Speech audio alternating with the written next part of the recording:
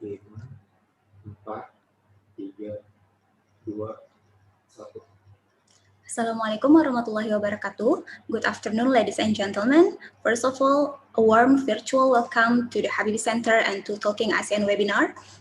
My name is Marina, and I'll be your moderator for today's Talking ASEAN webinar on Myanmar military coup, ASEAN's role and the challenge for democracy and human rights in the region. Before we begin, I'd like to invite Pak Muhammad Hassan Ansori as the Director of Program and Research at the Habibie Center to deliver his opening remarks. For Pak Ansori, please, the floor is yours. Thank you, Marina.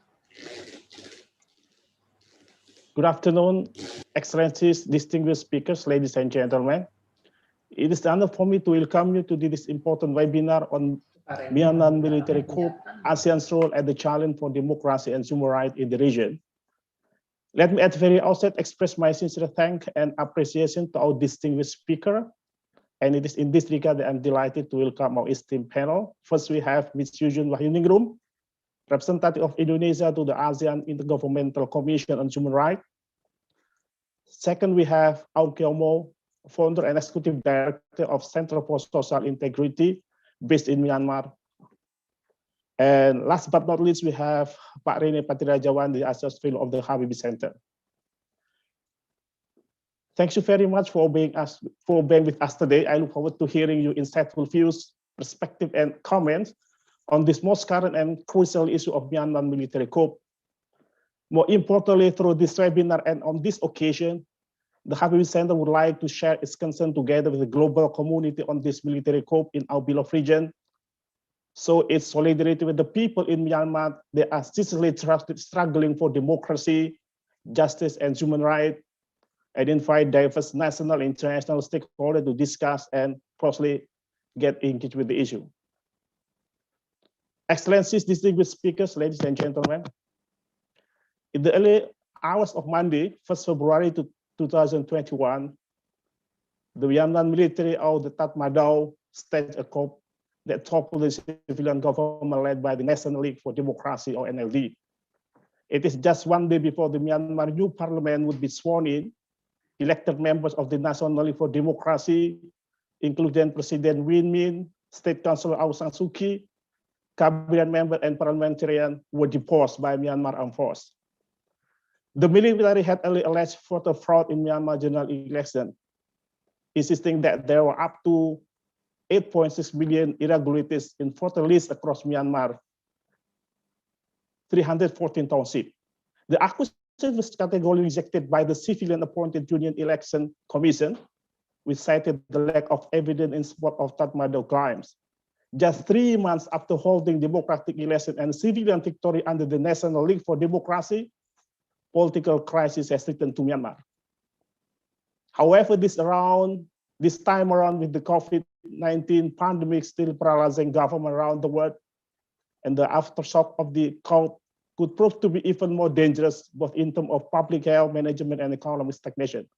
There is also fear that the current situation worsens the human rights condition and justice, especially caused by insurgency of ethnic minorities, Rohingya, and the threat of promotion of democracy in Myanmar that just recently grows and blossoms. Excellency, distinguished speakers, ladies and gentlemen, with leaders around the world criticizing Myanmar's military takeover in Myanmar, what has actually ASEAN done in response to the upholding crisis so far, and what more can it do? In the immediate aftermath of the coup, the varied response from its member state also suggested a divided ASEAN response. The ASEAN Charter itself called for its signatory to adhere to the rule of law, good governance, the principle of democracy, and the constitutional government. There is no question that the coup should be seen as more than one step backward in the process of democracy in that country. It is not even a democratic regression, backsliding or recession, but a democratic shutdown. Excellencies, distinguished speakers, ladies and gentlemen, to end, I would like to wish you all a very fruitful discussion and hope that by the end of this webinar, we will have a satisfied understanding and knowledge on Myanmar coup and ASEAN role, and even come up with recommended solutions to the crisis. Thank you. Thank you, Pak Ansori. And explained by Pak Ansori, recognizing the importance of this issue, especially on regional stability, we will be discussing it more deeply with our three very distinguished speakers who joining us today. With them, we will be discussing the current condition in Myanmar after the military coup and its implication both domestically and regionally. We will also examine ASEAN's roles in addressing this issue with the limitation of the ASEAN Way, as well as analyze the opportunities in policy making moving forward. Now we already have three speakers, Mr. Aung Chaumo, Ibu Yuyun Wahyuningrum, and Pak Rene Pati Rajawane. Thank you all for your time. Without further ado, I would like to invite the first speaker, Mr. Aung Chaumo, to deliver his presentation. And for your information, Mr. Aung Chaumo is the founder and the executive director of the Center for Social Integrity, or CSI, in Myanmar. He will elaborate the aftershocks of the coup and current domestic situation in Myanmar. So please, Mr. Aung, the floor is yours.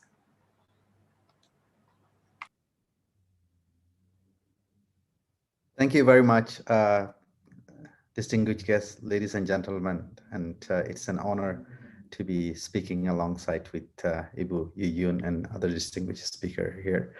And first, I'd like to give a brief presentation. So I'm not going to use like PowerPoint presentations, rather I'm going to be talking.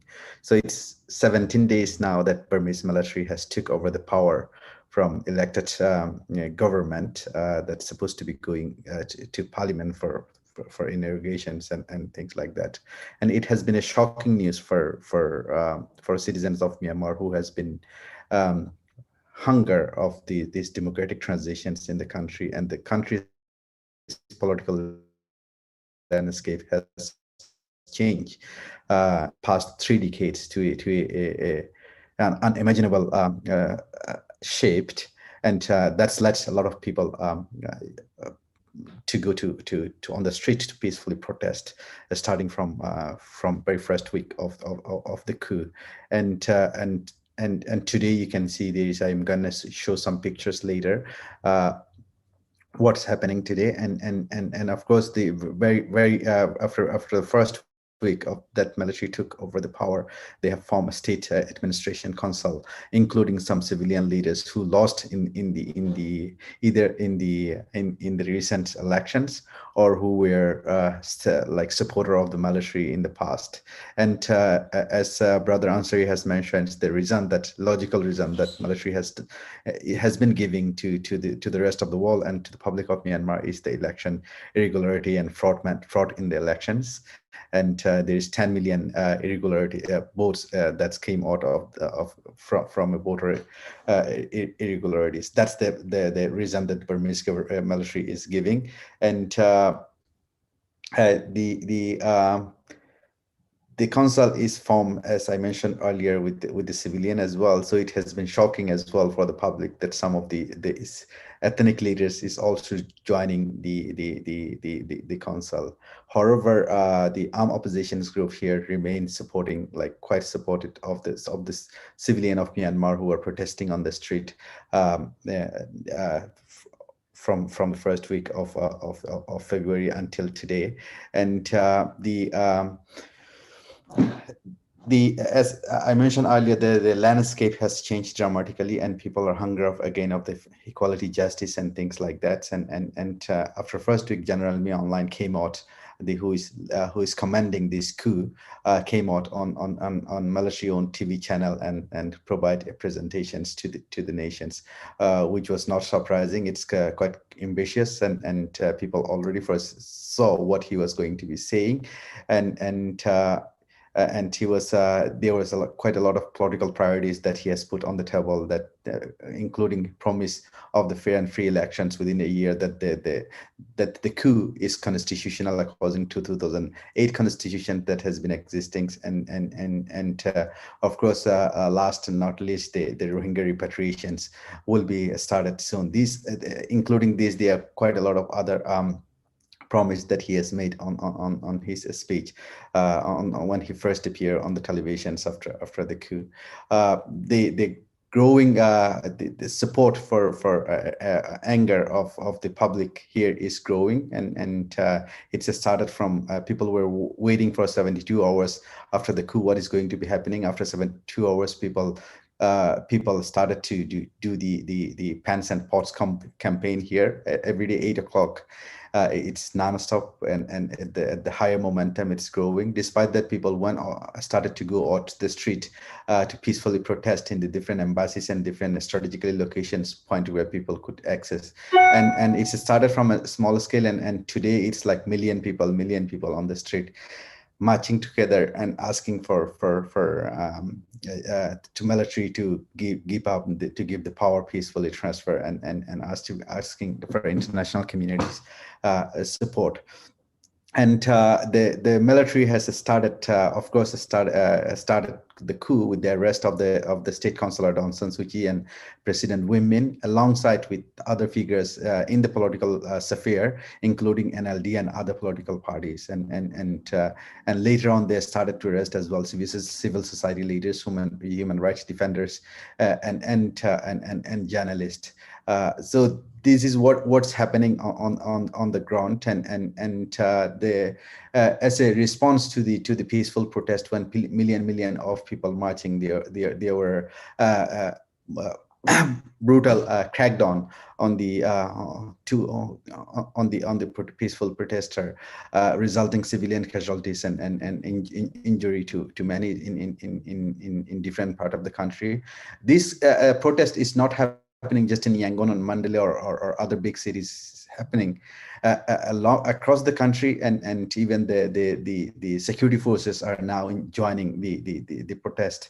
And alongside with that, the most important thing here is the solidarity and the innovative way of protest by putting the civil disobedience movement in the center of the movement. And there's already 100,000 of people joining from to civil disobedience movement, starting from doctors not going to the hospitals and under these military administrations, and then it's went to police, and then there is many 100,000 people. So basically, what I am trying to say here is the government current infrastructure is not functioning as it's supposed to be when since the power is taken over, and public are so much in solidarity to support these government staff, including like creations of food bank and other support, transports and salaries for there is fund collections ongoing to provide the salary to the government staff who is demonstrating against the military by following the civil disobedience movement.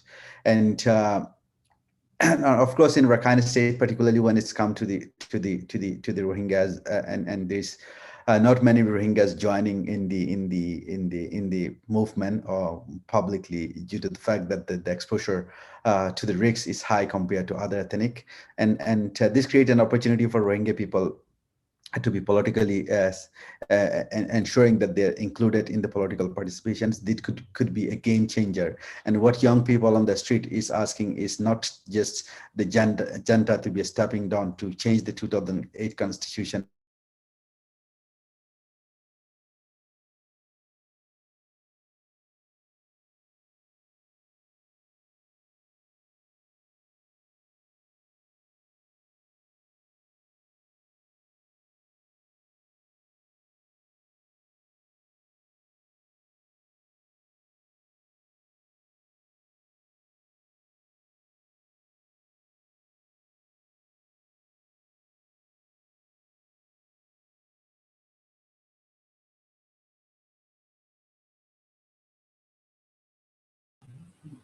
Putus ya koneksinya. Sorry for all audience. Currently, we have a technical issue, so we will start again in a couple of minutes. Thank you. Di ban.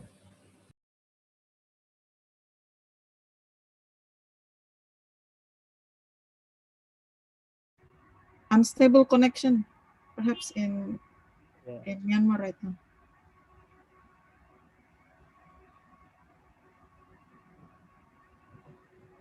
I think we can invite Mbak Yuyun directly. Yeah. Yeah, because the first speaker is out of reach. So perhaps next we move on to Bu Yuyun as the second speaker. Bu Yuyun is the representative of Indonesia to the ASEAN Intergovernmental Commission on Human Rights.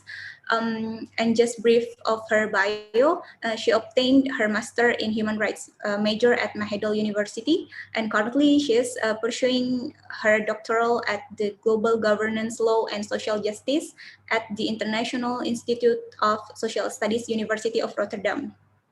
And in this session, Bu Yuyun will explore the issue from the perspective of human rights. Bu Yuyun, you may start your presentation, please. Okay. Thank you very much. Good afternoon, everyone. I have prepared my presentation and I would like to share that now. Okay, this one. This should be this one. Okay, so the title of this webinar is Myanmar military coup and ASEAN roles and the challenge of democracy and human rights in the region. First, I would like to talk about the coup from the perspective of ASEAN. Chiomo just explained about the current situation from the 1st of February until now, that the situation has changed. At the regional level, as perhaps many of you know already, that the positions of the ASEAN member state split, not only in the region, but also at the UN special session on 12 February 2021 in Geneva. That special session was about the situation on Myanmar. But actually, since 2004, ASEAN has discussed about the coup. The discussion was during the process of developing the ASEAN Security Community Plan of Action. If you can Google this document, you will find this particular paragraph written there that we shall not condone unconstitutional and undemocratic changes of government. So it was mentioned in the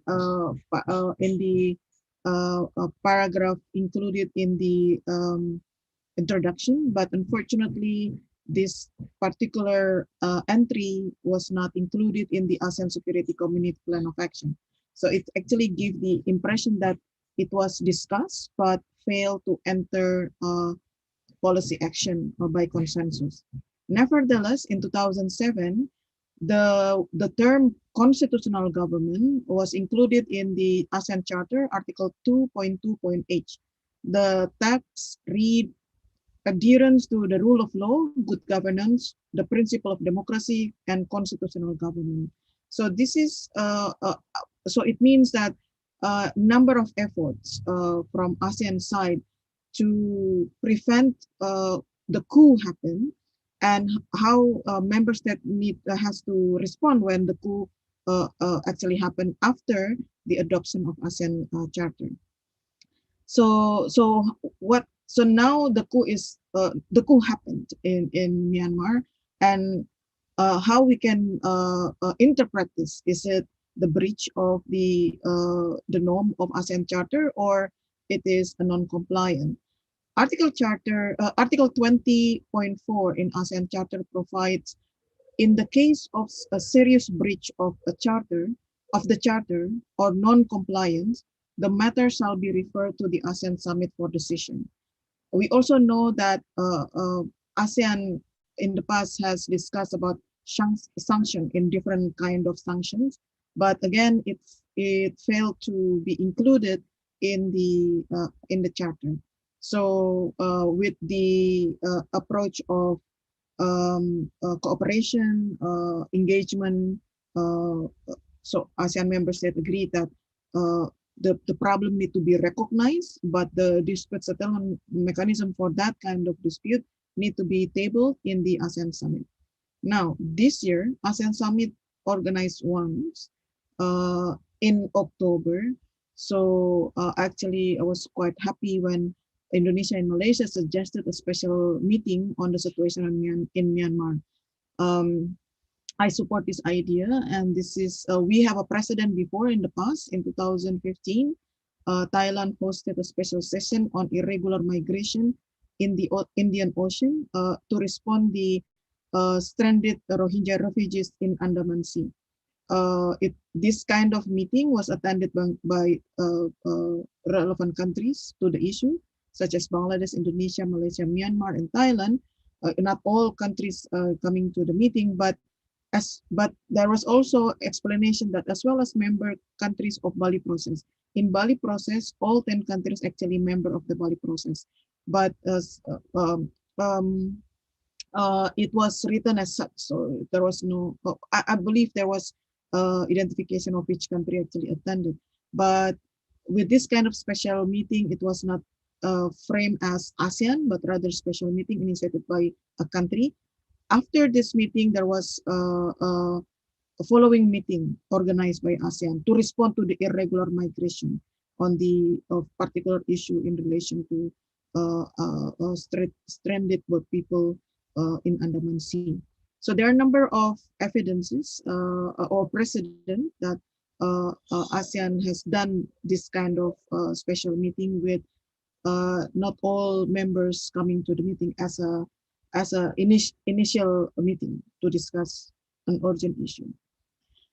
Now, the implication of human rights to human rights and democracy. On the right side, you see this illustration that I obtained from Reuters, the data coming from the Assistant Association of Political Prisoners in Myanmar. As of yesterday, there was 426 people have been arrested since February 1st, including Ambassador Cho Tin Swe, the Myanmar representative to ICHR for the period of 2009 to 2012, and then another period of 2013 to 2015. So I would like to express my solidarity and call for his release. The implication of the coup to human rights and democracy in Myanmar, of course, it is a setback of democratization process in Myanmar that was started in 2011 with the suspensions of mandate of member of parliaments, no legislation role or function that actually take place. State of emergency, we releasing under state of emergency, the junta government come up with number of rules and regulation and law to institutionalize or legalize human rights violation. Of course, freedom of opinion, expression, and peaceful assembly are impacted by this state of emergency and also by the coup. Limiting access, limiting internet access that contribute to the limit of access to information inside and outside. So if internet access closed inside Myanmar, we actually get less information. I understand that number of organizations, NGOs in Indonesia also send the VPN link for to be used as an alternate of internet connection. I don't know how it works, but that's how I understand what's going on in the couple of weeks. Personal security also impacted on this. I put collective security as well because some group were arrested as well during the current situation. Arbitrary detention and arrest, especially during the evening. That is why now, instead of banging the pans in the house, they went out in the evening to ensure that their neighbors, their family are not arrested. Now, my understanding that military also mobilize thugs to arrest people. So this becoming civilian to civilian unrest or civilian to civilian fight. National human institution, my understanding, had been occupied by military members.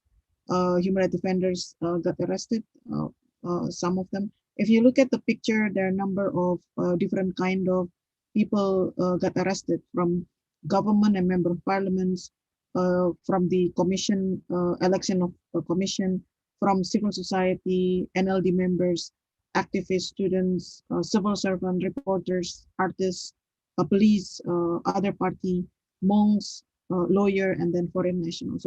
So there are a number of categories of people arrested during the coup.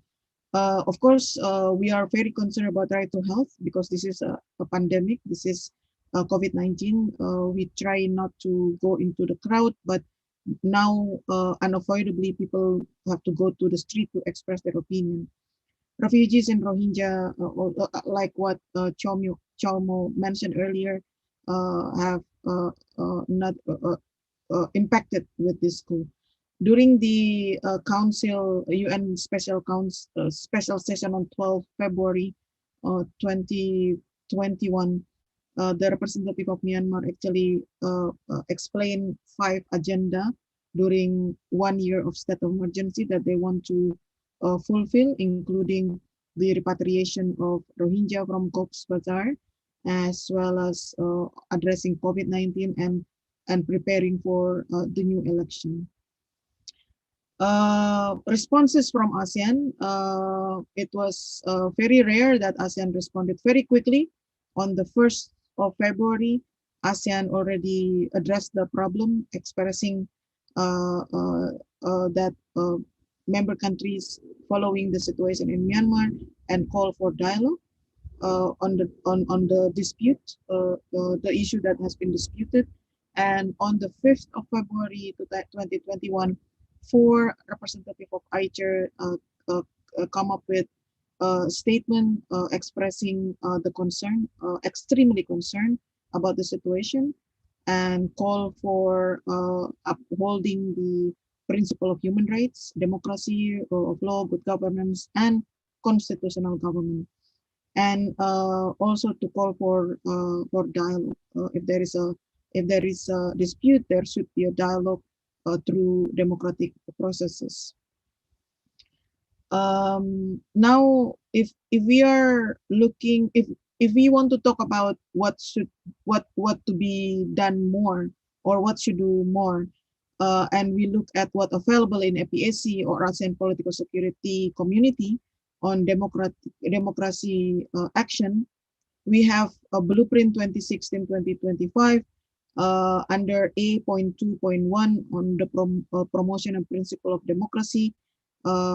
Some of the activities there mentioned are about sharing of experiences on democracy and principle of democracy, promoting democracy and democratic institutions. So this is something that can be interpreted widely. What does it mean by democratic institutions?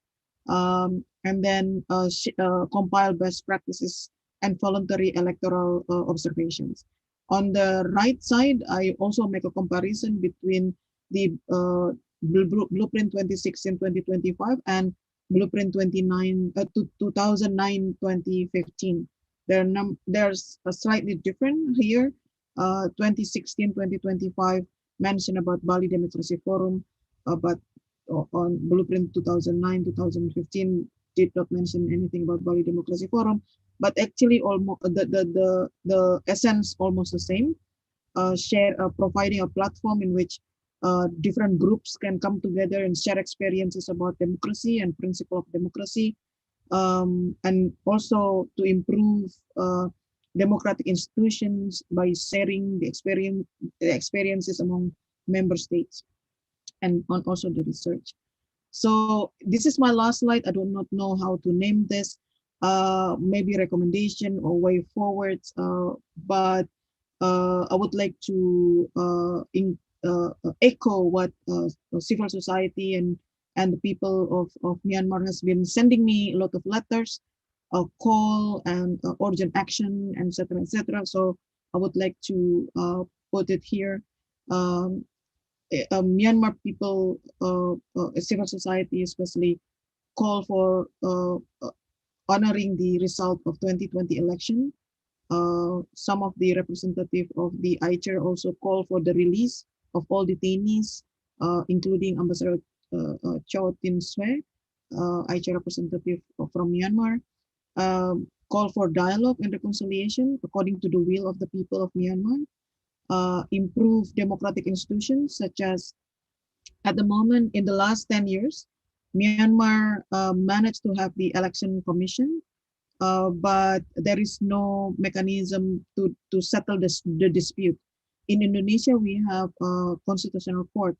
The decision of the court is rather binding, so all the parties, actors can accept that kind of decision. If they don't, they can again run compete in another 5 years in the election. So so democracy as a principle, as a norms, as a practice, need to be supported with these all institutions as well as procedures on how election to be done, and more there is more predictable procedures on how to do the election, for instance. Monitoring body to the work of election commission is also important to ensure trustworthy character of the election commission. And another thing that perhaps need to be done in or to be continued in Myanmar is security sector reform program. I understood that this already started in the beginning of the reform, but I'm not sure to what extent this kind of program has come about until now. But this is very urgent to have the security sector reform to ensure that security sector office or security sectors or security the authorities related to the security issues respect democracy and respect human rights in their operationalization, in their work. Protect right to freedom of opinion, expression, including press freedom, religion or belief, peaceful assembly, according to international law. Ensure the member of civil society, organization, and media can operate freely without fear of violence, harassment, and intimidation. Lifting the restriction of internet, telecommunication, and social media. And more importantly is to lift the state of emergency.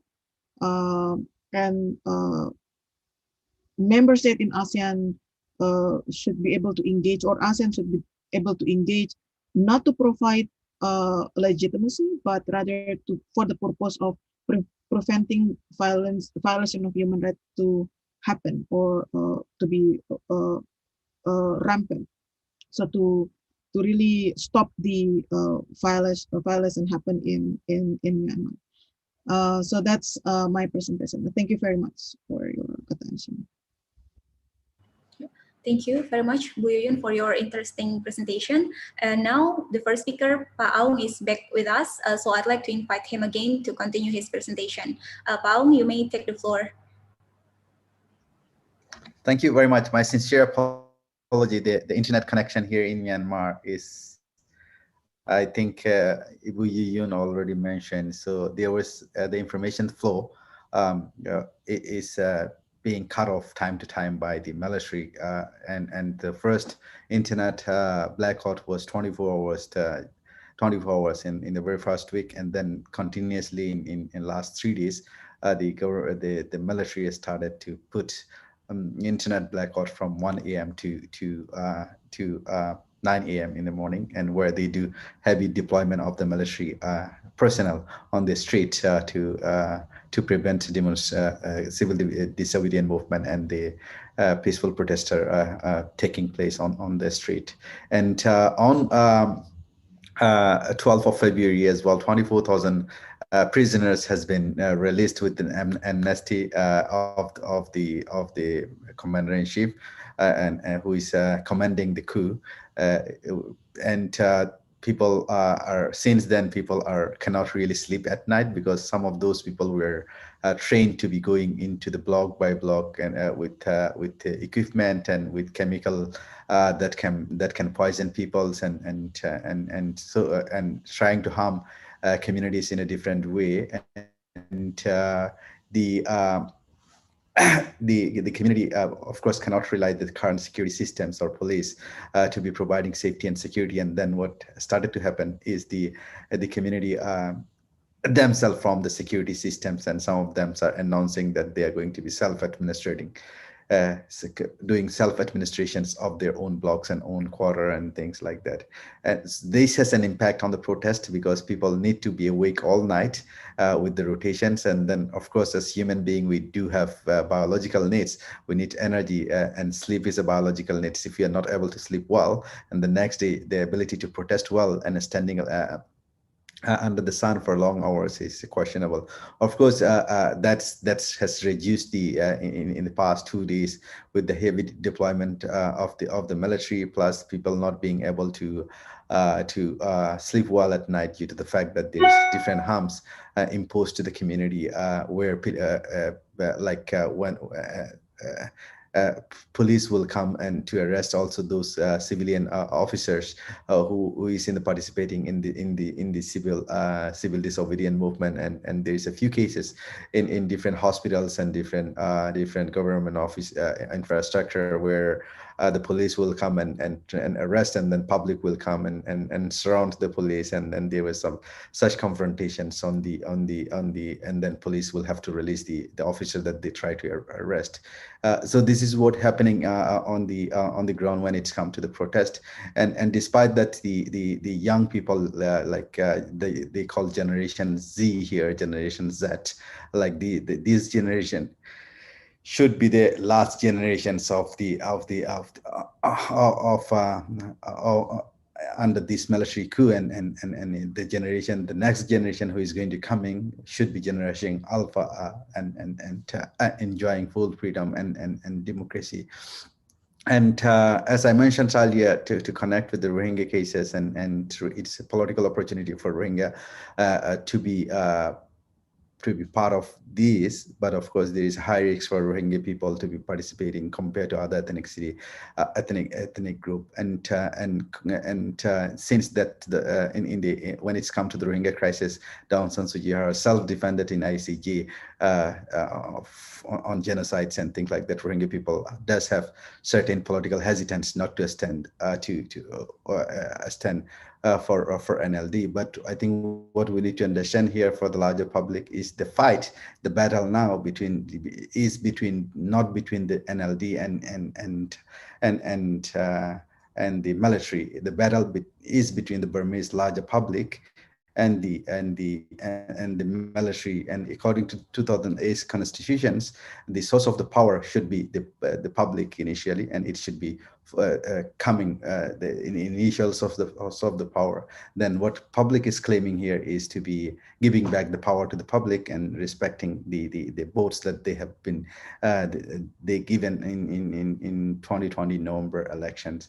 And as I mentioned earlier, the protest is going nationwide, and brutal crackdown took place in a few cities, including open fire, and that resulted a few casualties, death, and then many others injured. And we don't know what would be the response look like in upcoming days. However, we see on the streets the momentum of the young people and government staff, civil society, and factory workers, and even the food delivery like Food Panda and Grab and other are marching together.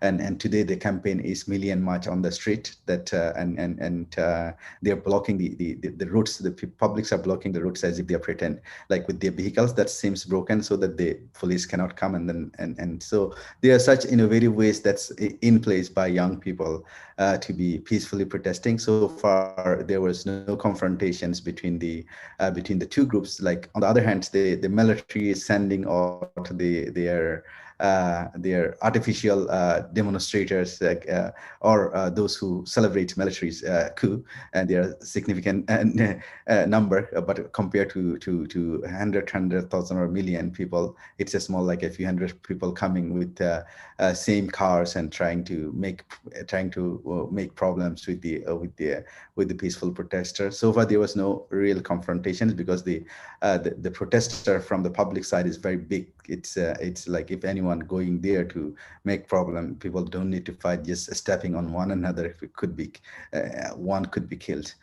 So that's basically what's happening on the ground. And again, I think we could also see that the acceptance of the Rohingya people is increasing at the community level, because the people try to see now the common enemy is not like how the Rohingya people had suffered in the past decades by with like atrocities that has been committed toward them by these same generals. And also, I think, like from particularly from the civil society and human rights defender perspective, there is a message going through social media and things like that, that the only case that could bring General Myanmar online to ICJ or ICC is the Rohingya cases, and for the moment the coup couldn't be assumed that it's that could bring any international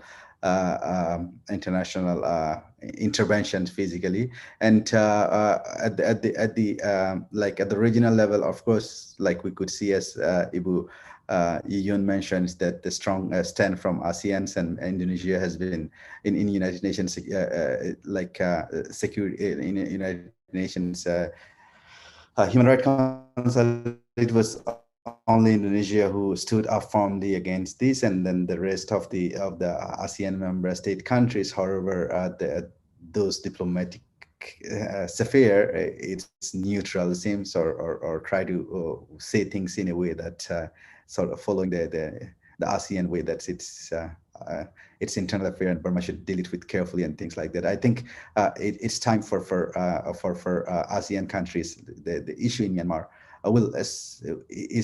will not remain as internal affairs. It will become the affairs of Indonesia. It will become affairs of Malaysia, and it will become everyone's affairs once if this case is mishandled, because this is in the history. This is the largest public solidarity after 1988, and followed by that there is saffron revolutions by Monk. But the amount of people on the street and of course with the development of the technology, it's supported. The number is very high on the street, and there are, again, as I mentioned earlier, very innovative way of peaceful protest and demonstrations against the government. And I think ASEAN should take the from like stronger stand, and a statement of concern and things like that definitely will not, and which I think the next question will talk about more policy and things like that. So I will stop there. Thank you very much. Thank you very much, Pak Aung, for capturing the current condition in Myanmar, so we could know what's happening now there. Before I turn to our last speaker, I just want to remind our audience who are following on YouTube, if you have any questions to all speakers, please feel free to use chat function to type your question, which I'll read out to the speakers during the Q&A session. Now, last but not least, I'd like to invite Pak Rene to share his thoughts on this issue. As for your information, Pak Rene is an associate fellow at the Habib Center and the chair of Center for China Studies. Additionally, he's also a senior journalist and foreign policy commentator. Pak Rene, the floor is yours. Thank you, Marina. Good afternoon, ladies and gentlemen. It's nice to be in this forum again, and I think I want to thank the Habibi Center for having me at this Talking ASEAN event, and because the event itself the event timing is to discuss the Myanmar post-February coup d'etat by the Myanmarese military establishment is critical. Seems that the country's situation is still tense, with the demonstration in several big cities in Myanmar. I was asked to talk about the ASEAN response toward Myanmar military coup and what can be done to settle the situation. What measure can be done to urge the military authorities to uphold the principles of democracy and protecting human rights as the ultimate principles among the ASEAN member countries. But before I start, maybe we need to understand what happened. The question that need to ask is why, with the special power given to the military groups in the Myanmar constitution, have to carry out a coup. Since 2011, I think the Myanmar military, known as the Tatmadaw, has very broad powers and is influential politically and economically. So why they need to carry out a coup on February? To answer this question will indeed be a problem because no one knows the real reason what is in the mind of the leader of the military group of Senior General Min Aung Hlaing to arrest the leaders of National League for Democracy, the NLD, including Aung San Suu Kyi and several ministers in the cabinet. An indication of what Senior General Min Aung Hlaing did can be followed based on a 6-page letter sent to Thai Prime Minister General Prayut Chan-o-cha, who also seized power in a surprise coup in May 2014 in Bangkok, Thailand. The letter contains 9 reasons why the Myanmar elections that took place in November 2020 are considered an election that is not free and fair.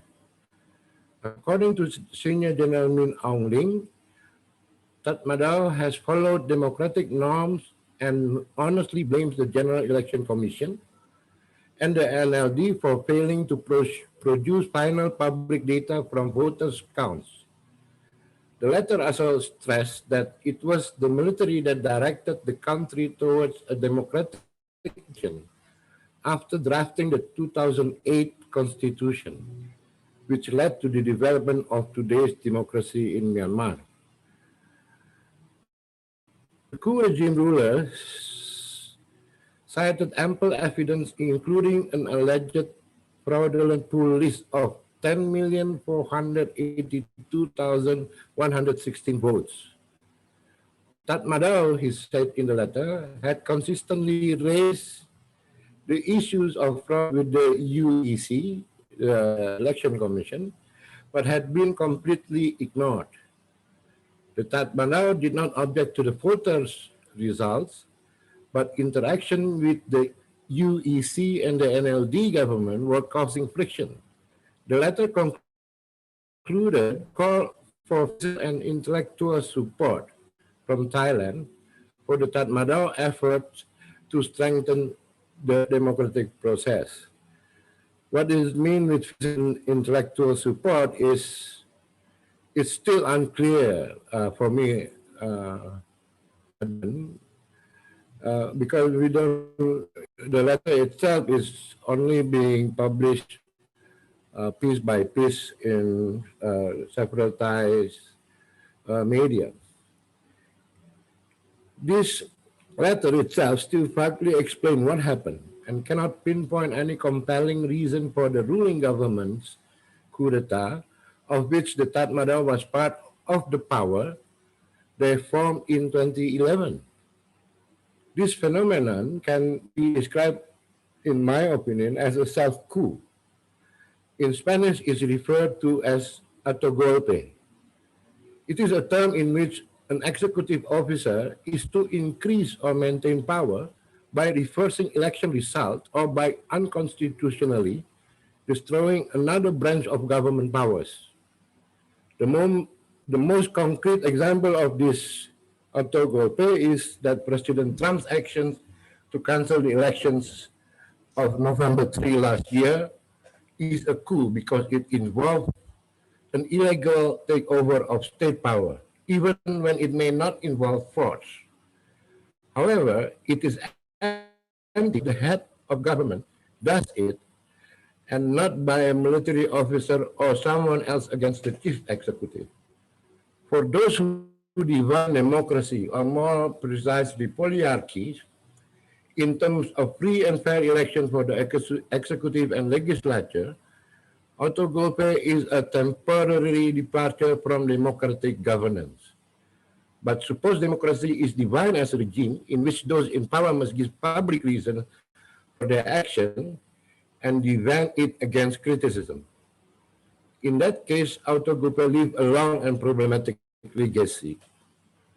Autogolpe threatens the quality of democratic deliberation by expanding the scope for abuse of executive power and destabilizing the self-correcting mechanism inherent in functioning system of checks and balances. Autogolpe keeps the government secretive, irresponsible to the public, and resistant to criticism. The opportunity to control the legislature and the judiciary undermine the rule of law. When the executive politicizes the judiciary, individual change laws. When it dominates the legislature, the cheap talk takes the place of deliberation.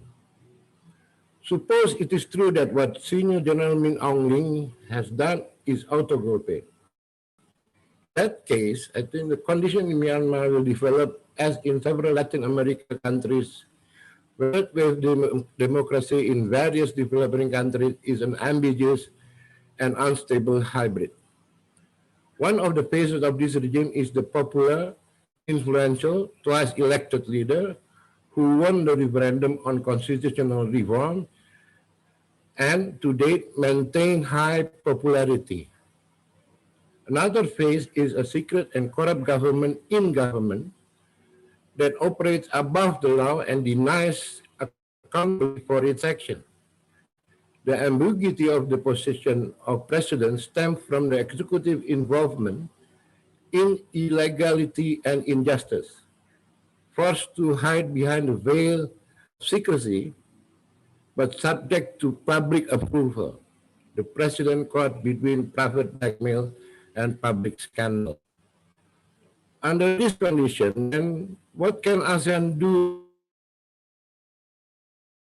to make ASEAN silent after more than 2 weeks of actions that of events that have been involved in Myanmar? Or is it time for ASEAN to start imposing sanctions on its members who act not following the Bangkok Charter, which state the most important essence of establishing the regional organization not to interfere in the domestic affairs of other countries? For almost 5 decades, these are the boundaries that have been an obstacle for ASEAN to act on its member countries when there are human rights or abuse of the open and fair implementation of democracy. Senior General Aung and Tatmadaw accusation about unfair and free election is nothing new in any democratic process.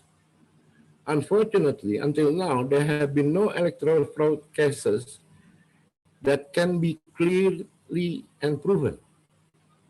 They are caused by conditions that have never been resolved in the implementation of democracy anywhere. First, there is no independent person or body that can perform verification as arbitration in the event of election fraud.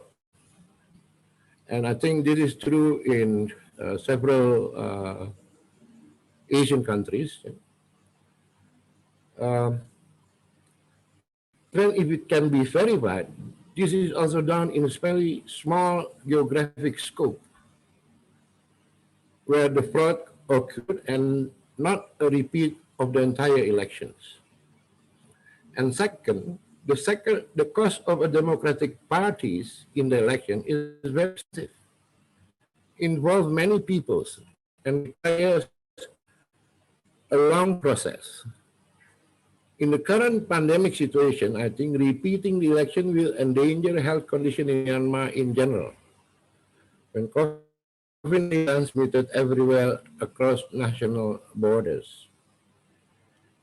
In an atmosphere of the pandemic caused by the SARS-CoV-2 virus, the article that ASEAN can take to find adequate solutions to reduce the prolonged Tatmadaw coup and NLD leaders who are now accused of many violations, ranging from importing handy-talkies to violation of health protocols amid an ubiquitous pandemic.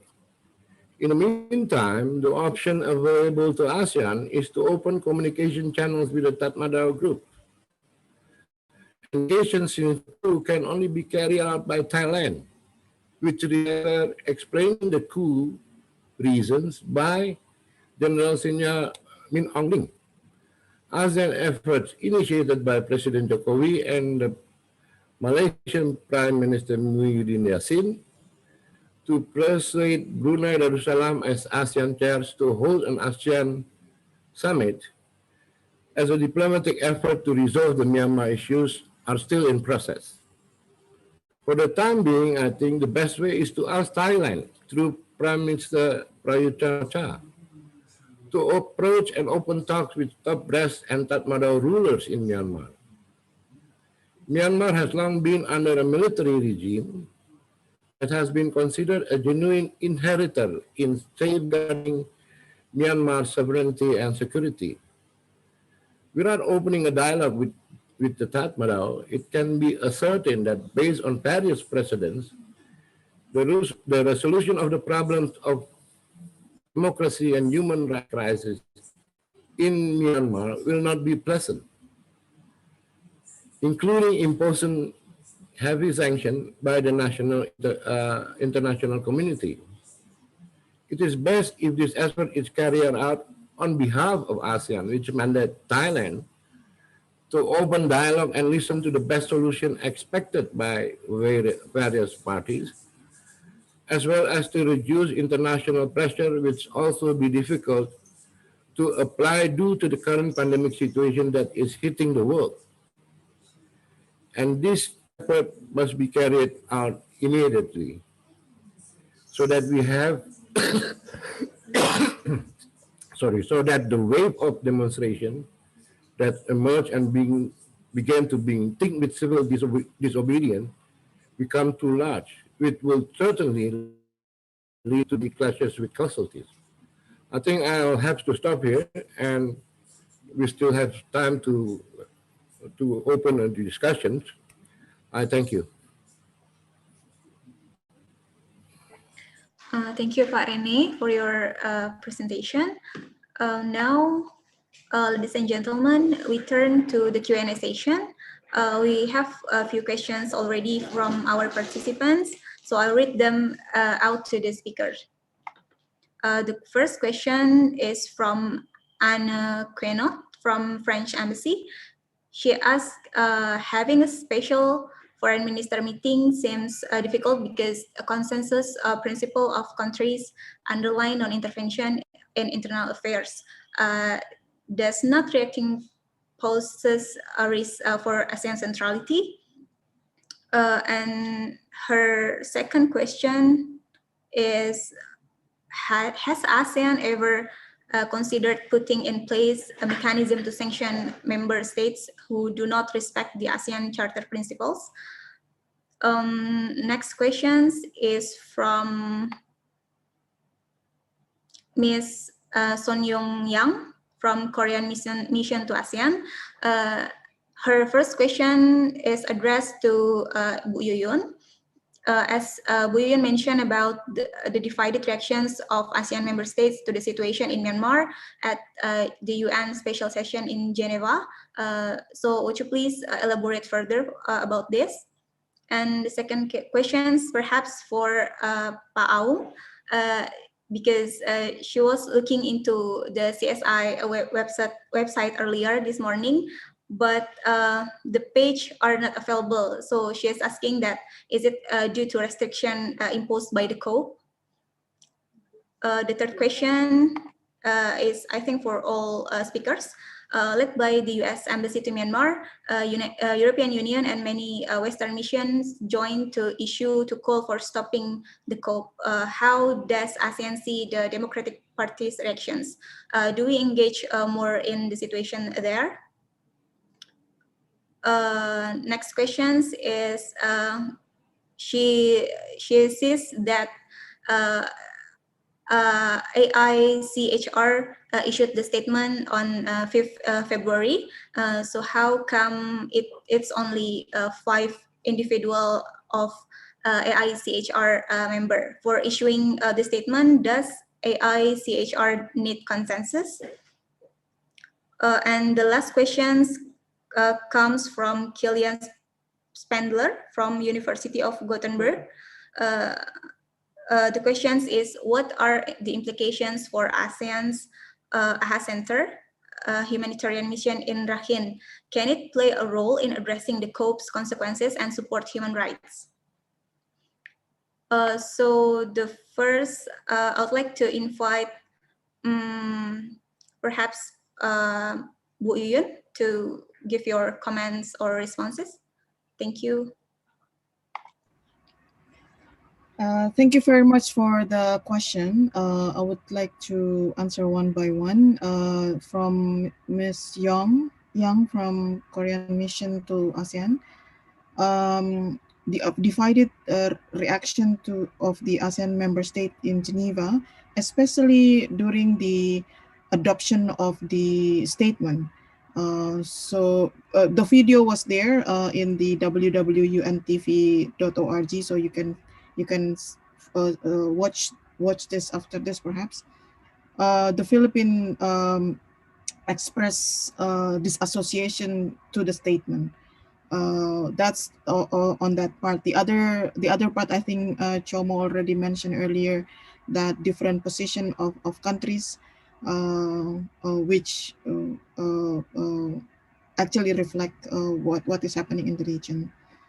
And number 4, 5, not 5 individual IHR representatives, but 4. Indonesia, Malaysia, Thailand, and Singapore signed to the statement on the situation and the development in Myanmar.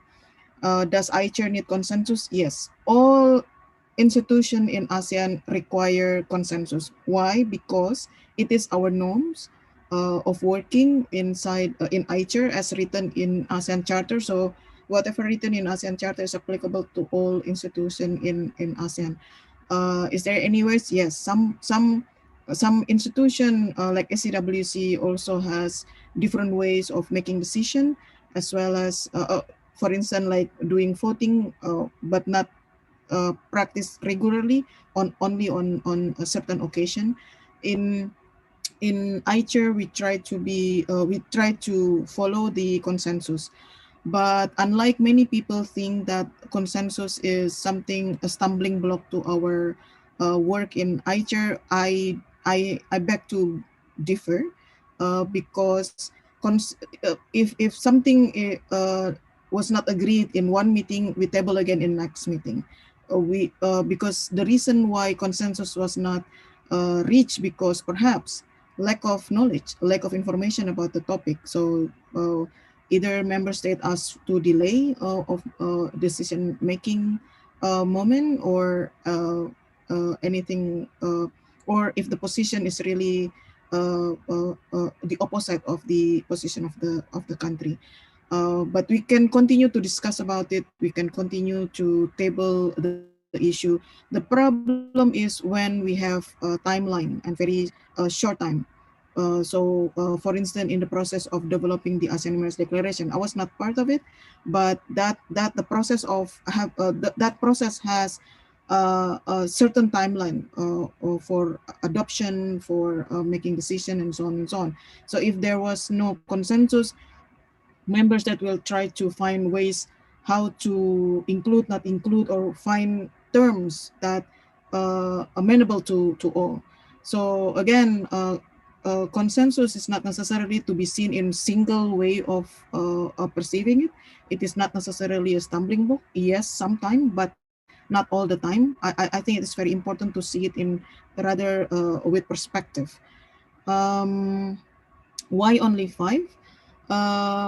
Some countries wanted to align with the position of the state. As you know, not all IHR representatives are independent, so they are they align to the government position. Some are independent. Indonesia's position is always coherent in many situations, fortunately. So we are very firm about denouncing the coup, but at the same time, we do not want to give legitimacy to the coup, but at the same time, our focus and our priority is the life of the people inside Myanmar. So we need to engage. We need to have a dialogue to minimize the victimization during the coup. And the question from Anne in relation to ASEAN centrality, I think we need to differentiate between ASEAN centrality and ASEAN unity. ASEAN centrality question come about when there was a possibility or potential or possibility of making decision based on based on what other countries or outside of external partners try to push something or agenda to ASEAN. So that the question of ASEAN centrality will be questioned. But unity is rather if there is if there is a process of ASEAN minus, then the question is ASEAN unity, not ASEAN centrality. I think that's for me, my experience so far in ASEAN in the last 2.5 years, it's a very two different question and two different situation when ASEAN centrality was questioned or ASEAN unity come to question. So in this case, I don't think we face the question of ASEAN centrality when only several countries have different have some position and then the other countries have different position. Having different position is common from the beginning of ASEAN, but at the same time, ASEAN continue to find ways to come together on many issues. So it is not something new, but in the last 53 or 4 years, ASEAN always find ways to come together and to discuss about the issue. And as I mentioned earlier in the presentation, there are a number of precedents that some countries come up with the initiative, and finally, after a while, after some lobbies and peer pressures as well as the persuasion, it become ASEAN. So there are a number of evidence that we are have been practicing such a way. Sometimes countries are not ready to join the coalition of willing, but they might be joining in other times. So again, this is a process. It is not something written down on the stone. And AHA Center. Oh, maybe that's question need to be from Killian. Question about AHA Center. That AHA Center need to be answered. Need to answer this question because I do not know. Yeah, I think I've answered all the questions. No?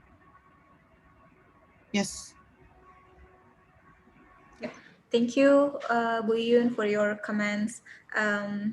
Now, Pa Aung, you may answer the question. Okay, Pa Rene, you may share your thought, please. I think Yun covered it already,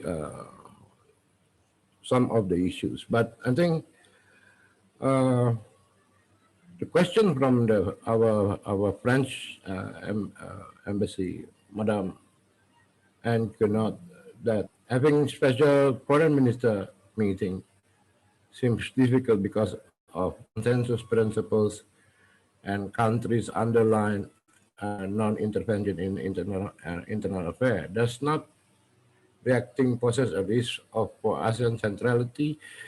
I think the problem is not there. The centrality will be always as long as we keep the ASEAN Charter intact. But regarding to the Myanmar's issues, as I said in my speech, that we still don't know and don't understand what is going on. General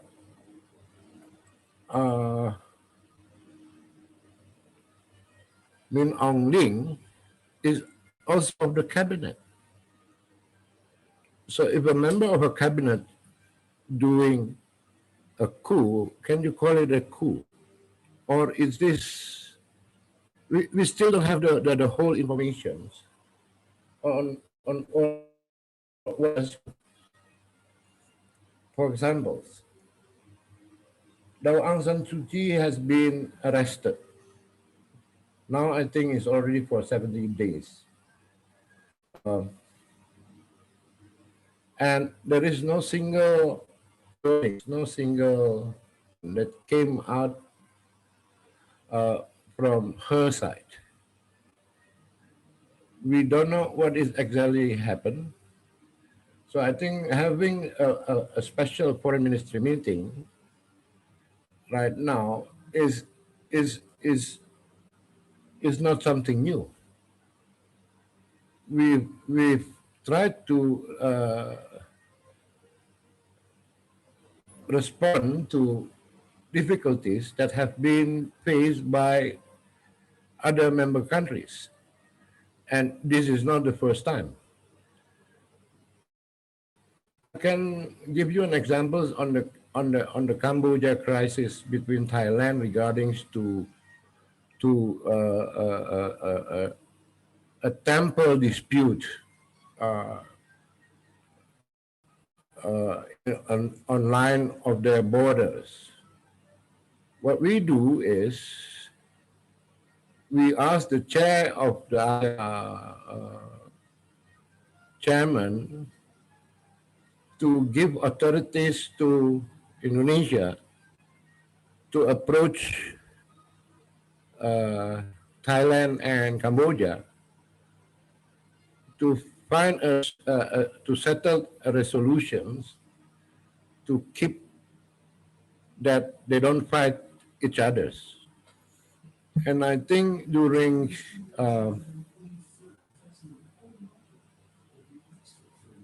the Nigris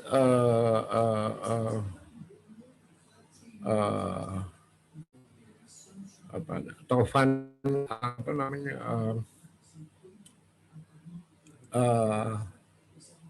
also in Myanmar, there is an initiative that has been done by the Thai foreign minister by that time to assist Myanmar on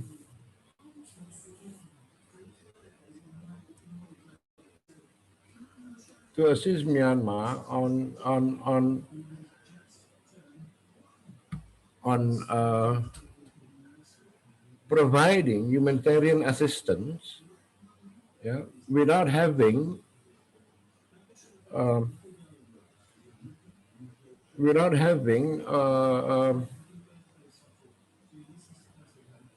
foreign actors to go inside Myanmar by themselves. That was time for the late Surin Pitsuwan, who is helped reduce the mounting external pressures. And this precedent, I think, is manifested one of truism that whatever ASEAN is facing internally, it is put up to the issues and resolve them in a peaceful and amicable manners. This way to preserve and strengthen, I think, the ASEAN centrality. And this is not the only cases. There are several cases. The peace process in Cambodia, for example, is also being initiated as an ASEAN effort. Yeah. So I don't see there is a risk to the ASEAN centrality when the foreign ministerial meeting should came up with a statement, came up with an. What is important right now, I think, how do you open communications with the Tatmadaw? You need to understand what is going on and try to listen what is the Tatmadaw reasons to have the coup in Napitao.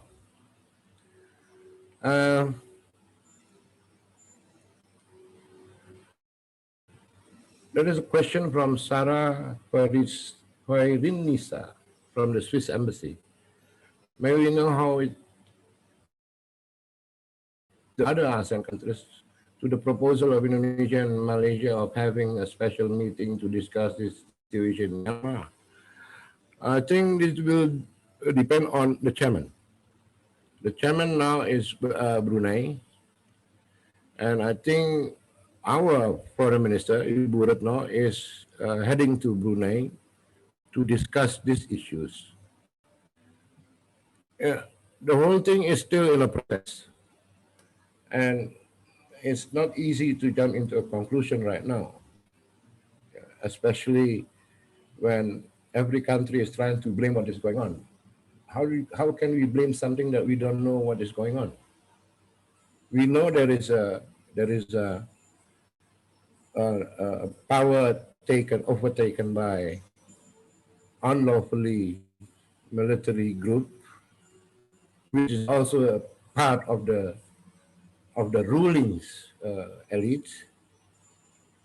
But we don't know what was the reasons they have to. They came up with several reasons. So that's why I think the letters from General Aung to the Prime Minister of Thailand is important. They have a similar gesture. They have a similar frame of mind on deal with the coup, not only internally in Myanmar, but also trying to convince that this is a temporary setback issues. Thank you.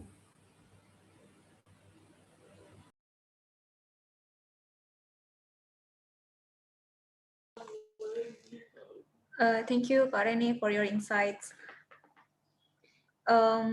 We have another question from Mr. Mahdi from Kompas Daily. He asked about specifically to Pak Rene, asking that Prime Minister Prayut to speak with the junta military in Myanmar while at the same time he's facing same problem internally. Is it feasible? Why not? You have to remember, the Tatmadaw sent their reasons first only to Thailand, only to Thai Prime Minister. The problems that General Chan Ocha is facing is the coup in 2014. But that has already settled through the last elections where Chan Ocha wins, right? He wins the elections. He is now a civilian who's running the government. Yes, of course, there is some dissatisfied peoples, groups in Thailand, but we cannot ignore or solve the fact that the Tatmadaw sent a letter to Chan Ocha. They don't send a letter to Indonesia or to Brunei as the chairman of ASEAN. And I don't think whether I'm still guessing that the letter was being discussed among leaders of the ASEAN countries, and we don't know. This is still in process, but is it viable? Yes, of course, it's viable. Otherwise, why bother that General Min Aung Hlaing sent a letter of explanations to Prime Minister Prayut Chan-o-cha? We need to have a confidence to give Thailand opportunities to go and open the communication. And I think Yuyun agreed on that we need to open the communications widely to speak to the Tatmadaw.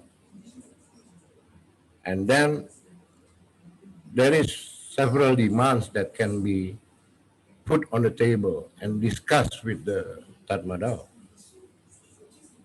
That is my answer. Thank you, Pak Rene. Mr. Aung, you may add the other questions, please. Sorry, I am struggling with the internet connections here, as I was mentioning earlier that this is the impact of the military coup that we are having with the net here, and sorry for that. My sincere apology. And I have been missing some part of the conversation. So one question that has been referred to me was the website of Center for Social Integrity. It's there already. Maybe there was something wrong this morning, but it's back, and we were facing some technical problem there. And second thing followed by that, I think I saw one questions as well. I don't know who raised the question because of the internet connection. The role of AHA Center. AHA Center is for humanitarian and to deal with the humanitarian crisis and things like that. I think this is a political crisis that Myanmar is on, and we have to go beyond AHA Center because the capacity of the AHA Center may not be the same as foreign minister or head of the state. So I think it is important that at the highest level of each ASEAN state member, this is taking into serious considerations and while bearing in mind that any behavior, attitudes, or statements should not legitimize the military coup. And I was watching yesterday the presentations of the foreign minister of Singapore in its parliament, and it was quite strong though. But it's and sadly, what I could see as a Rohingya, it was really sad for me to see that the foreign minister of Singapore couldn't use even the word Rohingya in his. So I think the ASEAN member states need to be more oriented and considering this is a political problem of Myanmar, and almost everyone of Myanmar citizens residing in big to small cities are out on the street doing everything they can within the capacity that they have and to push away from military, from legitimizing their coup. And what they have done is again not in line with the constitution that they themselves have came up with, and its violations of constitution. So my suggestions here to the in terms of policy forward as well is that we cannot deal this issue as any other issues that ASEAN has dealt in the past with the statement of concerns and things like that, and considering that previous speaker has also mentioned the role of Thailand, and I think in Southeast Asia, like Philippines, Thailand, Indonesia, from democratic backsliding, and it will create regional stability and besides like outward migration flow, and this will be really not something that I think as a region that we would like to see in this region. Of course, the role of the China and Russia plays in a vital role here, and China, we have been hearing where and there the information that there's flights operating between Kunming and Yangon during while the airport itself is closed from departure or international arrival of the flight. And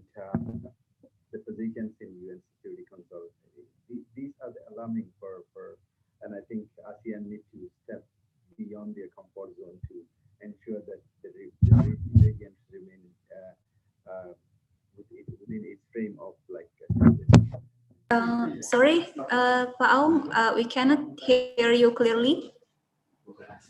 It is again the connections. Yes. I'm using a different network now, and Okay. but my connections may not be the best. I'm trying to find use all the resources that I have in place. So as I was missing the part of conversations where and there, I don't know what to answer. Okay. Have you finished your answer? Yeah, done. Thank you. Okay. Thank you, Pak. For the last opportunities, if there is any additional comments or final conclusion from Bu Yuyun or Pak Rini, please. There was a question about sanction, whether ASEAN consider sanction.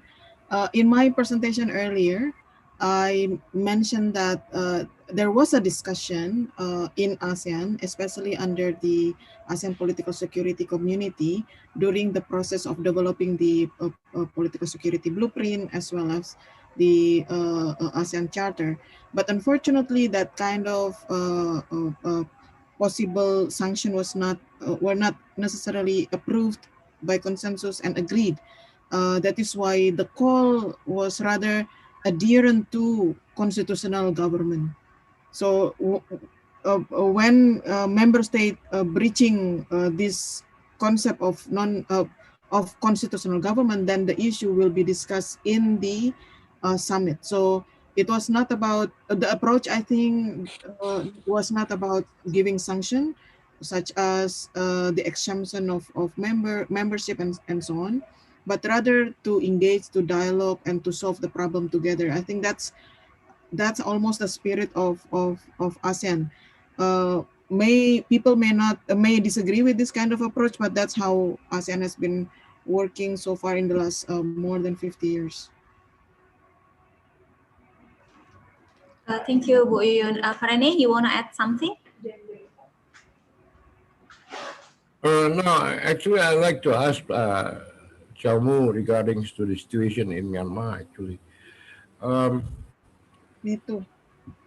Why is it actually there is no statement came from the NLDs as the winners of the last elections? And why is there no any indications and a small statement, whatever statement, that come from Aung San Suu Kyi? What is actually happening? I mean, in this particular hive of social media, information technology, and so on, I think it's not that difficult to have communication. I mean, when Aung San Suu Kyi was being detained on arrest for years, that there is a statement that came out from her from time to time, but now it's already 17 days and we never heard anything from her. Can you explain that to us? Thank you.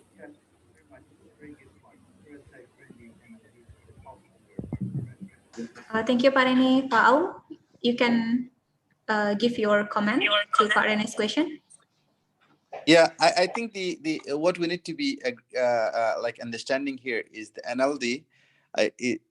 From an institutional perspective, even though the party has been there from before like onward from 1990, it has been fragile and fragmented party, and it's only like 8-9 years that it has been operating to the scale that it is operating, and so the political calculations was relying only mostly on the 1%, that's Aung San Suu Kyi, and there is no best alternative when it's come to the leadership and things like that. Of course, when the leader of the party got arrested, the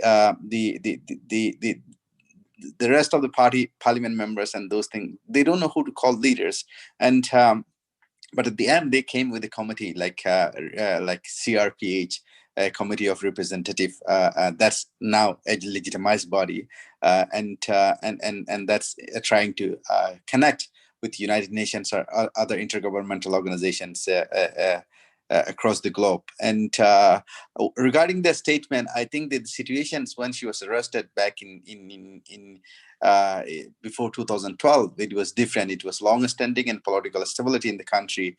There was not a lot of protest, and this is very fresh. And the access to her, even her own lawyer cannot access for the moment, and so the accessibility to her to get anything out of her, what she is thinking, what she is saying, it's blocked. So I think this is what it's prohibiting Aung San Suu Kyi and other leaders to be conveying the message to the public, because it may create more velocity. It would put more velocity in the movement that's going on the street now.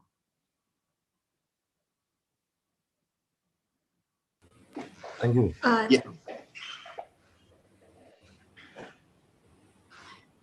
Thank you, Pak Aung. Bu Yuyun, you wanna ask something to Pak Aung?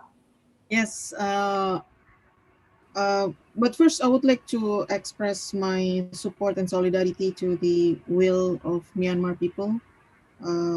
So far, I've been admiring the spirit and also monitoring the situation in my capacity as I chair Indonesia.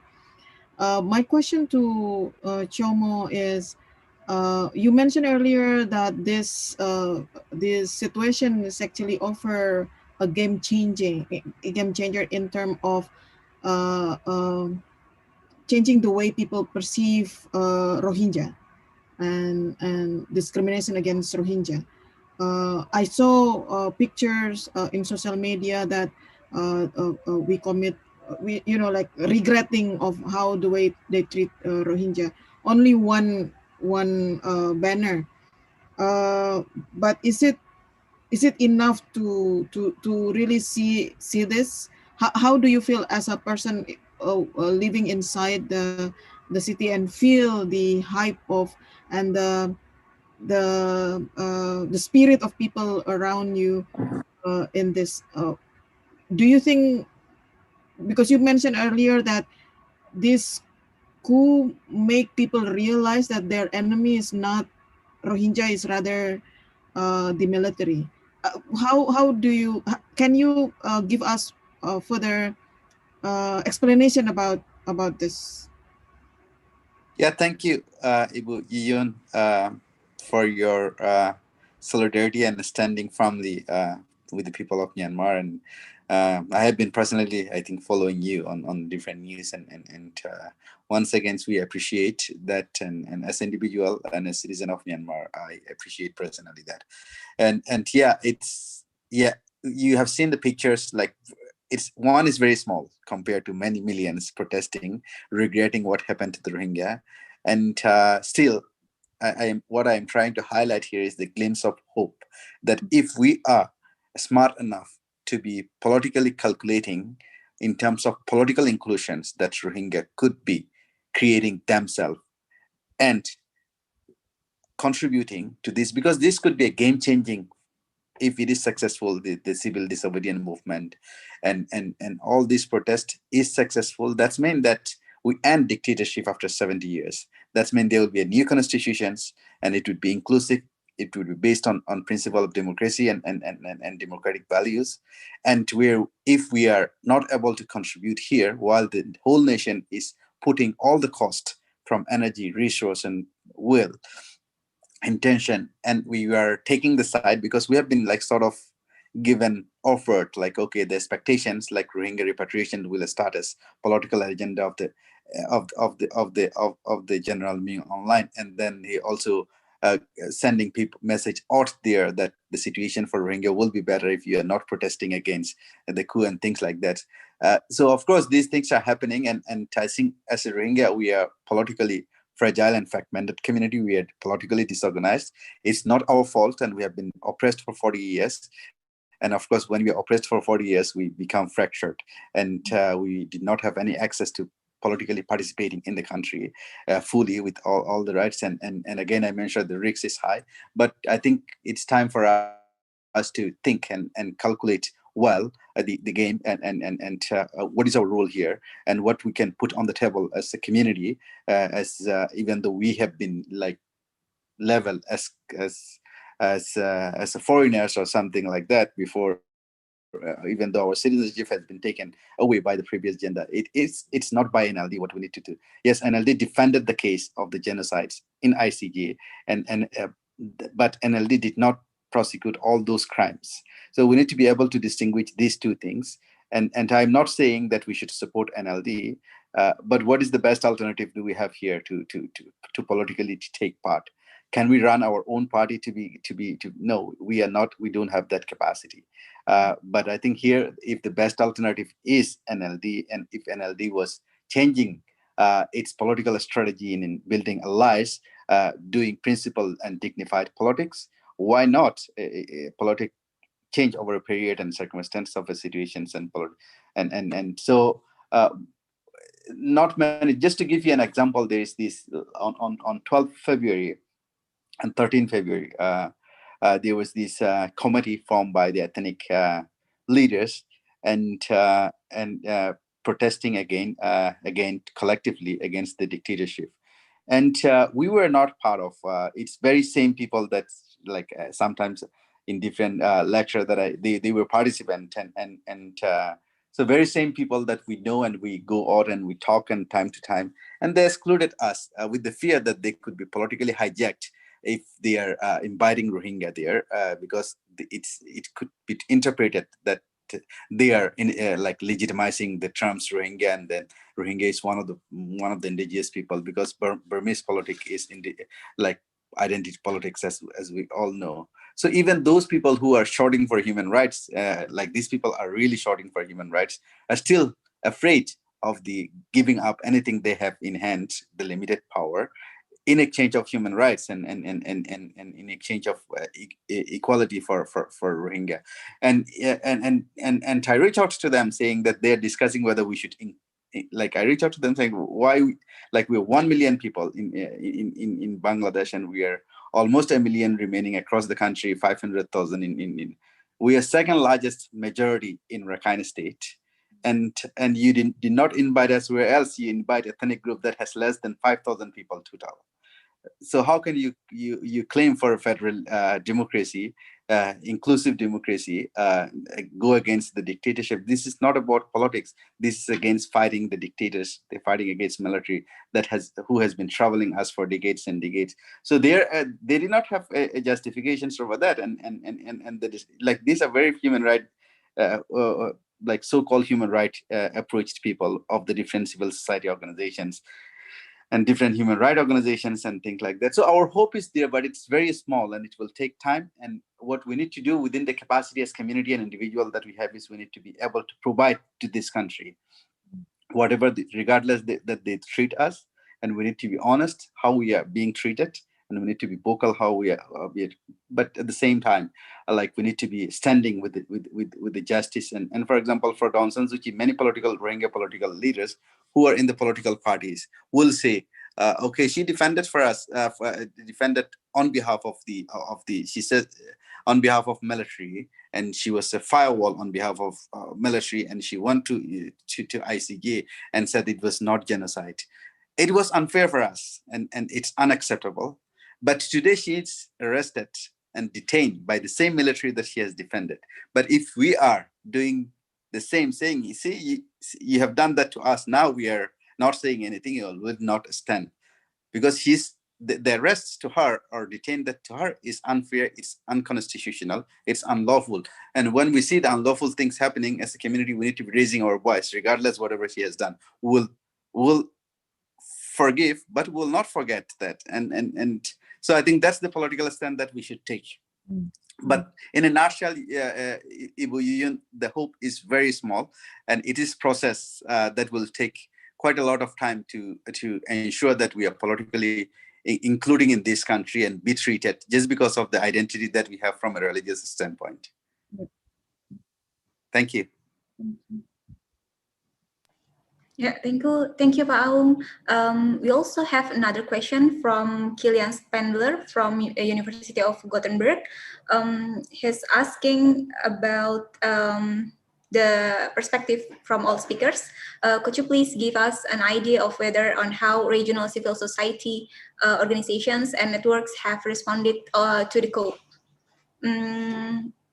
Bu Yuyun, you may add your insight first, please. Thank you for the question. Oh yeah, okay, it's not muted.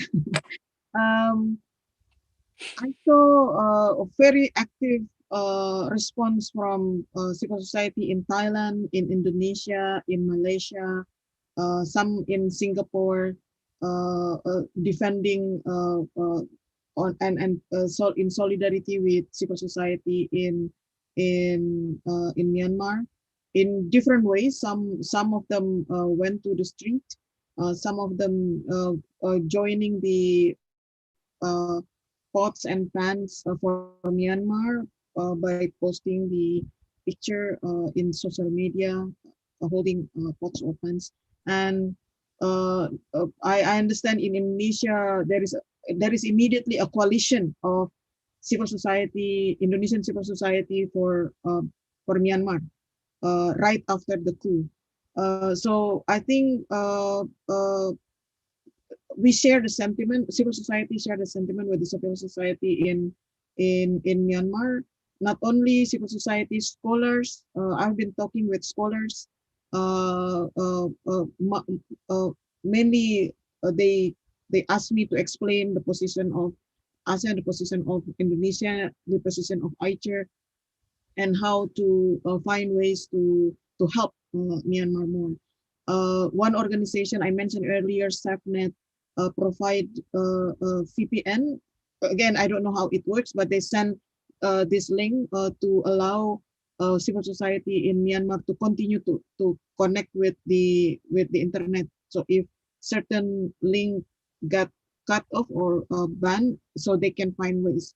Again, I don't know how it works, but so far it has been successful to ensure that civil society in Myanmar can continue to connect with the internet, to send the information, to have a vlogs, video, and post it in social media. In almost all social media, I saw some people posted videos in Twitter, Facebook, also Instagram. So actually, I receive a lot of information from these social media outlets, as well as I receive a lot of letters, not only from civil society in Myanmar, but also civil society from other countries who express support to the to Myanmar. When I said me, it means me as ICHR Indonesia and also ICHR representative.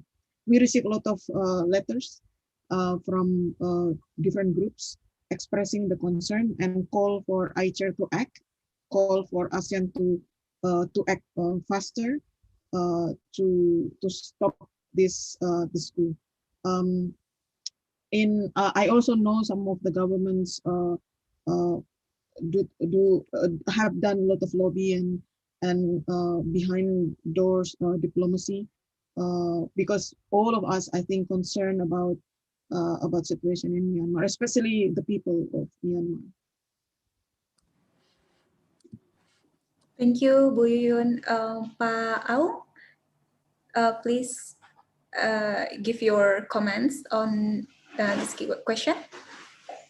Yeah, I think Ibu Yuyun has covered.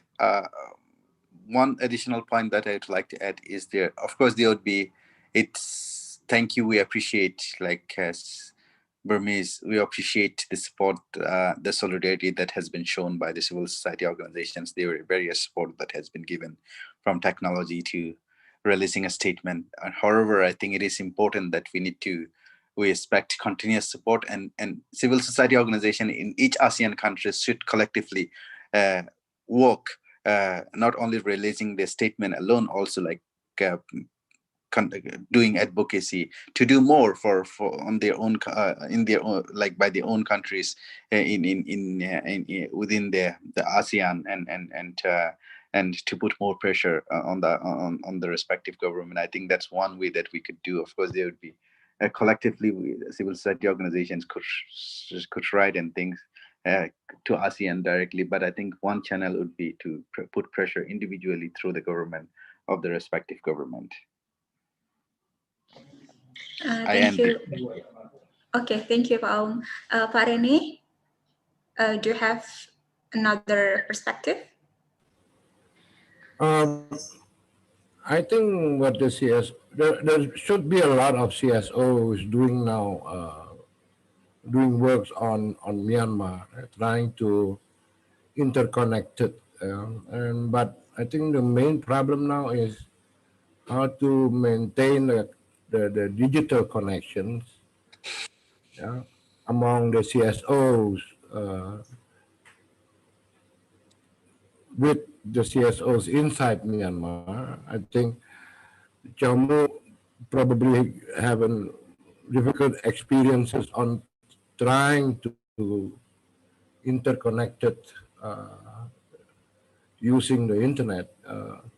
Because I think in this situation right now, the internet is the crucial things that we need and have to establish inside Myanmar, whatever means, because the technology itself now is already advancing compared to, let's say, 1998, for example. The information that came out from Myanmar to the outside world is moving much more faster than we can witnesses that several pictures, but there is something being done actually among the CSOs, and the solidarities, I think, among the CSOs in ASEAN is also being established. Is not something new. It's already been happening for several decades already, actually, and it started during, let's say, I do understand there is an interconnected CSOs network when Manila was in crisis, for example.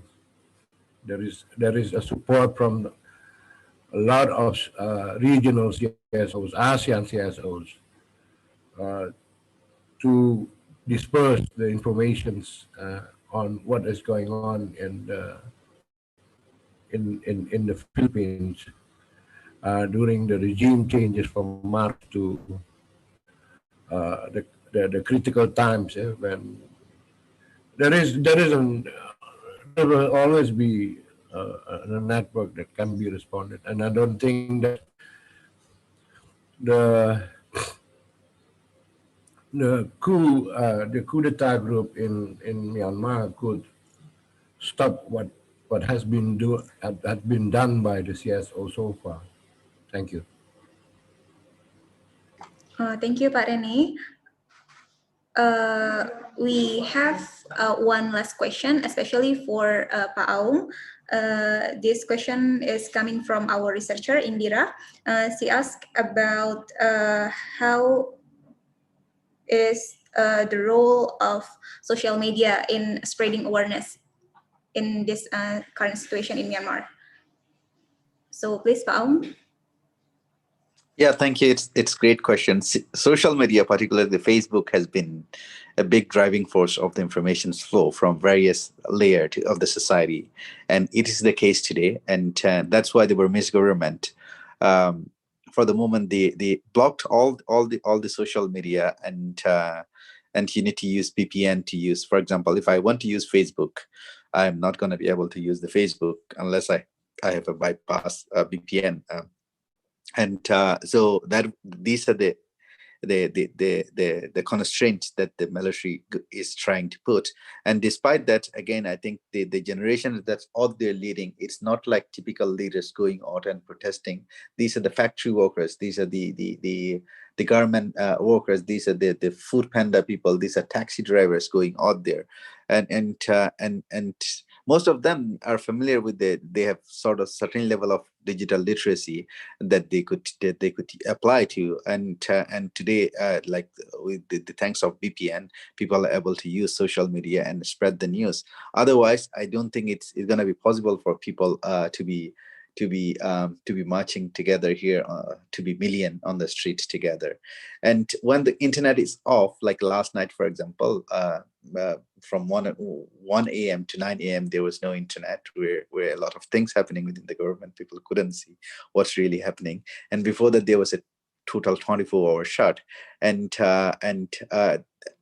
people were using already different app that they could connect to one another, not the social media, but an application that is utilizable when you don't have internet.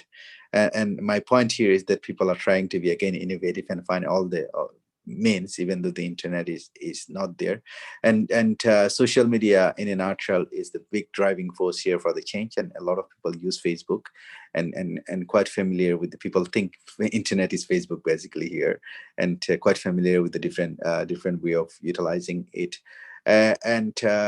Like the government, the military, why they are putting internet on, despite there is a risk, while you could use the social media to organize better. And they are trying to put the economy ongoing, trying to show the progress that they could do better than NLD government, and they try to show they are following the international standard and rules. And for even though the bank are closed, they are continuously pressuring to open the bank. And most of the bank are closed. No transactional things are happening, despite the bank that's are functioning under direct management of military. And so for that reason, since the banking sector is the driving force of the economy, they want to ensure that the internet is on, so that once people come back to the bank, they are able to do the transactions online. Thank you very much. Yeah, thank you, Pak Aung. All right, I think we have come to the end of today's discussion. I'd like to thank our three speakers, Pak Aung, Bu Yuyun, Pak Rene, for your valuable insights on this issue and for all your comments and responses. I'd also like to thank our participants for taking part into today's discussion. For everyone, stay safe, stay healthy, and we look forward to seeing you in the Habibie Center other events. Good afternoon. Thank you. Thank you. Thank you. Bye-bye. Bye. Thank you. Bye. You don't go first. Okay. Thank you.